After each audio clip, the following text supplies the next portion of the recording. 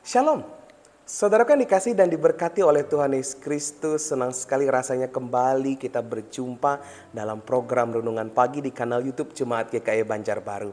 Hari yang pertama di bulan Agustus, hari ini Selasa tanggal 1 Agustus 2023. Firman Tuhan bagi kita, Kitab Raja-Raja yang pertama pasal yang keempat ayat yang ke-29 hingga yang ke-34 sesuai dengan Nats Almanak Gereja Kalimantan Evangelis. Saya akan hanya bacakan bagian yang ke-29 saja. Mari kita dengarkan firman Tuhan, demikian bunyinya.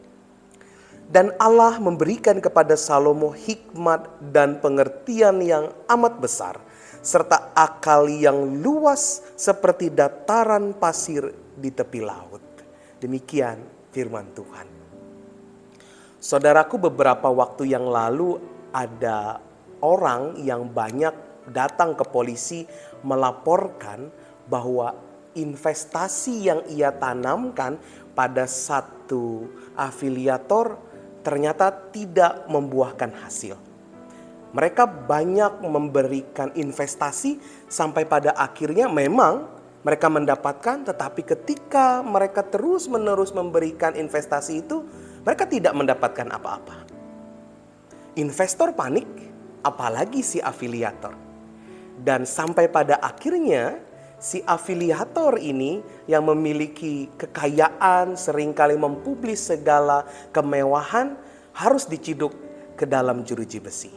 Begitupun juga para orang-orang yang memberikan investasi. Mereka pun merasa dirugikan dengan kelakuan yang dilakukan oleh si afiliator tersebut.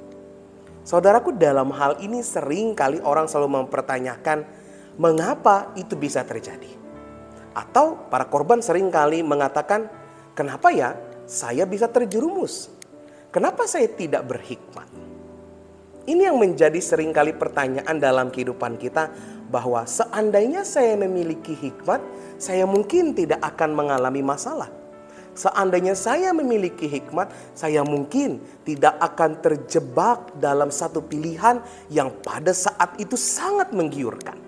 Bagaimana tidak? Orang-orang yang menginvestasikan barangnya atau menginvestasikan harta bendanya terhadap satu investasi pada saat itu mendapatkan tawaran yang amat luar biasa. Tapi mereka karena saking tergiurnya lupa mengandalkan hikmat itu. Dan Bapak Ibu saudara-saudariku yang dikasih dan diberkati Tuhan, berbicara tentang hikmat.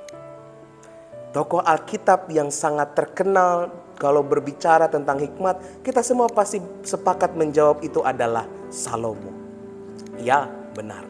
Salomo pada masa itu adalah orang yang paling berhikmat. Bahkan dikatakan di dalam satu Raja-Raja pasal yang keempat ini bahwa ia lebih berhikmat daripada orang-orang di timur, orang-orang Mesir.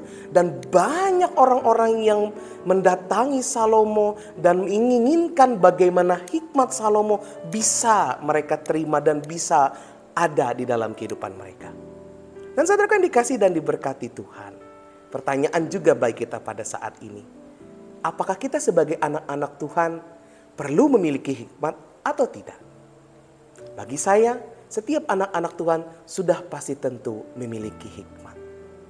Dan mungkin kita bertanya, bagaimana Pak Pendeta saya ini ingin berhikmat?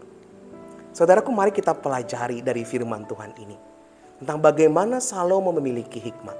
Bahwa yang pertama, hikmat yang dikaruniakan kepada Salomo adalah hikmat yang datang dari Tuhan. Sudah pasti ketika kita menjadi anak-anak Tuhan, percaya kepada Tuhan, memohon pengharapan kepada Tuhan, maka mintalah kepada Tuhan untuk memberi kita hikmat. Agar seperti Salomo, dia bisa membedakan mana yang baik, mana juga yang buruk. Dan yang kedua, hikmat itu bisa kita dapat ketika kita percaya kehidupan kita seutuhnya di dalam Yesus Kristus. Percaya kepada Tuhan sebagai anak-anak Tuhan menjadi bukti bagaimana kita bisa mendapatkan hikmat itu. Tapi yang ketiga yang tidak kalah penting adalah hikmat itu bisa terjadi kalau kita mau melakukan. Tidak mungkin hikmat itu akan bisa berhasil kalau kita tidak mau melakukan hikmat itu dalam panggilan kehidupan kita, khusus sebagai anak-anak Tuhan. Tuhan pasti akan memberikan hikmat itu. Asal kita tidak menjadi orang yang pasif, tapi menjadi orang yang aktif. Oleh karena itu, saudara-saudaraku yang dikasihi dan diberkati Tuhan, hari ini kita melihat bagaimana Salomo yang mengandalkan hikmat yang Tuhan berikan agar hidupnya berada dalam kebaikan. Begitu juga kita. Mari kita andalkan hikmat.